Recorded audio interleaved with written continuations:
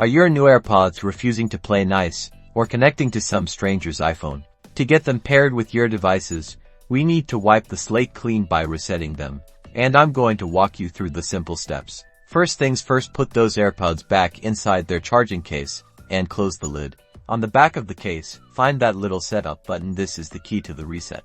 Now, open the case lid. You'll see the status light. Now press and hold the setup button on the back of the case. Keep holding it down. Keep holding that setup button until the status light starts flashing amber, then flashes white. This indicates that the reset process has started. It may take a few seconds, but once it flashes white, release the button. Now, close the lid of the case. Wait a few seconds, and then reopen it. Your AirPods are now ready to pair to your device. You should see a prompt on your iPhone or iPad to connect them. Follow the on-screen prompts to pair them to your device. And that's it. Your AirPods are now reset, ready to connect, and work perfectly with your Apple devices. Enjoy your music. Don't forget to like this video and subscribe for more awesome tech tips.